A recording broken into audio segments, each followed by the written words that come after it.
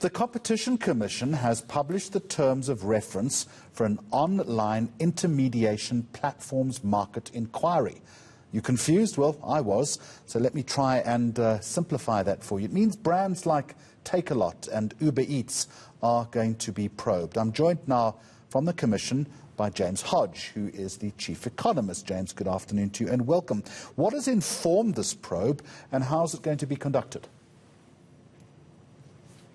So what has informed it is that online platforms, and maybe we've used tough terminology there, but where goods are sold, services are provided or software is provided, they're all becoming far more important for consumers and a way for business users to get to market. And COVID has certainly accelerated this. And what we've seen in South Africa, as we've seen globally, is there's a number of leading platforms that have emerged that have got a strong leadership or dominant position in each of those markets. And there's a risk that that becomes, almost irreversibly entrenched unless there is action just to ensure that the market is functioning well and that there's competition happening. So market inquiry is really an investigation into the state of the market as a whole, not necessarily an individual firm. And it's there to ensure that nothing is hindering competition and nothing is also hindering the public interest objectives under the Act, which may include, for instance, how do small businesses participate in the online economy. So how's the probe going to be conducted and who are you talking to?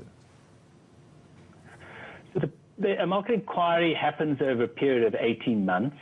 And in effect, we'll run it through a public hearing process. So we'll send out an issues paper where anyone in the public can respond, including the platforms themselves, business users, the public at large.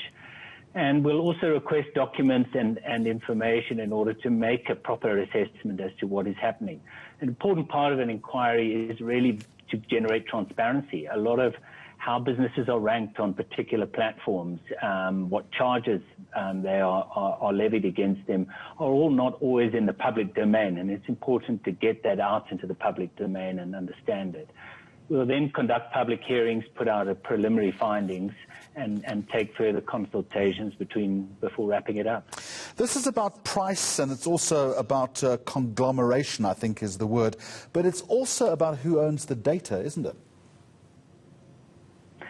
It is. So there's probably two broad areas that concerns us. As I said, it's about the leading platforms entrenching their position, and they will typically own the data. So everyone who's been shopping on Takealot or ordering on Uber Eats, that long history of information of customer preferences, what they prefer, what products they may buy at what prices, all sits within the platforms that have that leadership position. And that's important data for understanding consumers and having an edge in this market.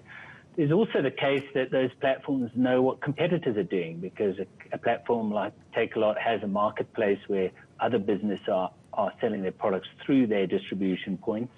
And so the consumers buying those products become knowledge of what businesses are going to succeed at what price points and what quality or style of product works. So what we have seen, globally, concern about just conflicts of interest in terms of platforms that have knowledge of the competitors, have access to better data, and that can provide them with that irreversible leadership position.